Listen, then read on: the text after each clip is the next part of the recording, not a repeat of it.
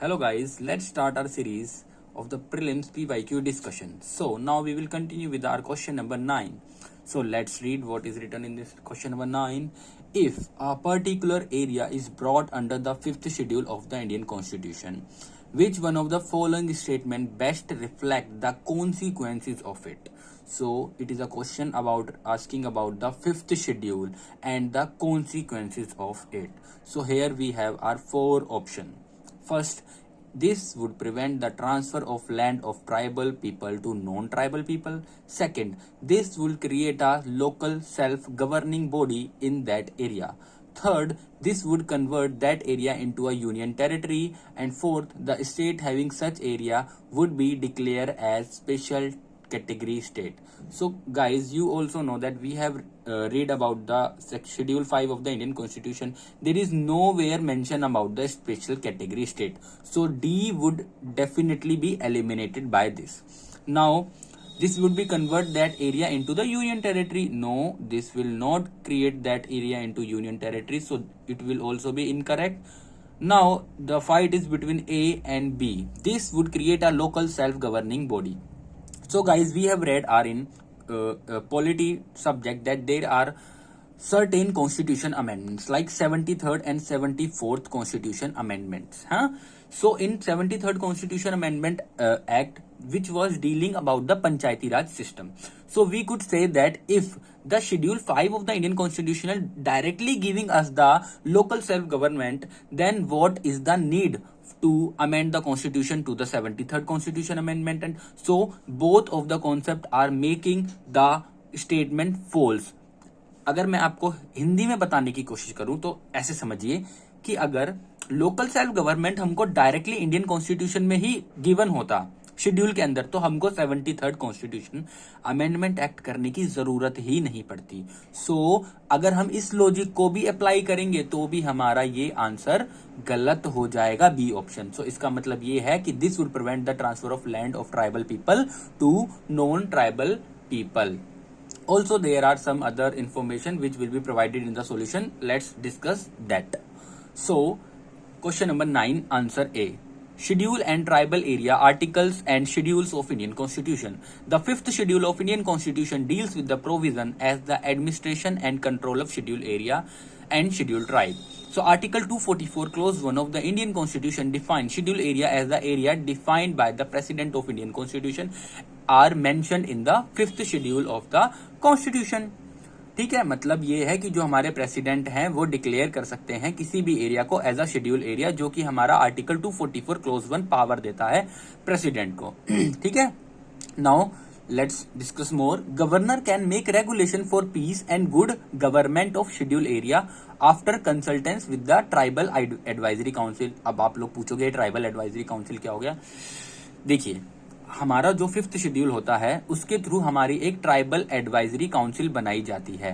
तो ये जो ट्राइबल एडवाइजरी काउंसिल होती है ना, ये हमारी एडवाइज करती है हमारे गवर्नर को कि उस एरिया के पीस के लिए, गुड गवर्नमेंट के लिए कौन कौन सी रेगुलेशंस बना सकते हैं. ठीक है, and such regulation may prohibit or restrict the transfer of land by among of the scheduled tribe. The scheduled tribe regulate the allotment of the land to member of the scheduled tribe and regulate the business of money lending in relation to the scheduled tribe. Now the provision regarding the administration of and the control of scheduled and tribal area of the state except the 4 state are mention under the schedule Assam, Meghalaya, Tripura, Mizoram.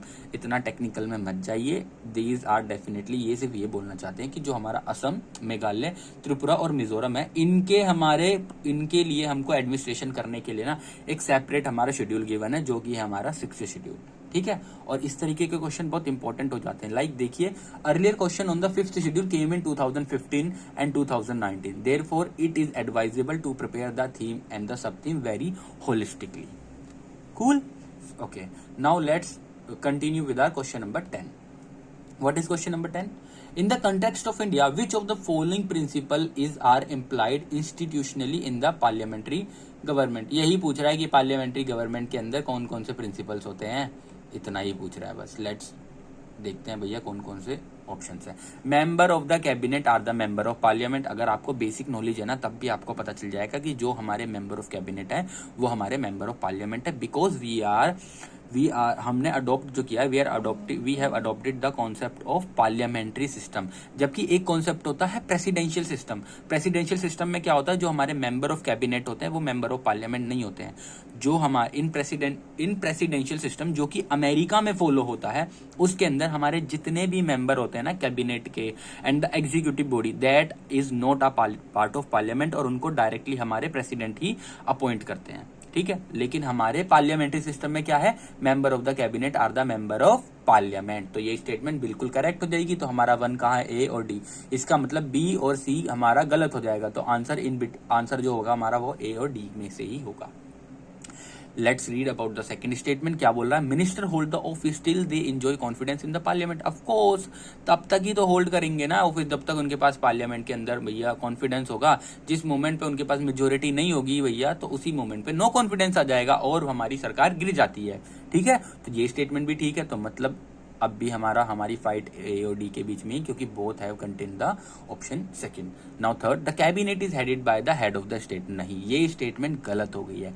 The cabinet is headed by the head of the government. There are 2 heads in a country, there is head of state and head of government. The head of the state is president, which is nominal, है ना, विच is nominal, और जिसके पास हमारी काफी मतलब respectful position होती है। लेकिन जो हेड ऑफ द गवर्नमेंट होता है ना, वही हेड करता है हमारे कैबिनेट को। थर्ड स्टेटमेंट गलत हो जाएगी। तो हमारा आंसर हो जाएगा ए।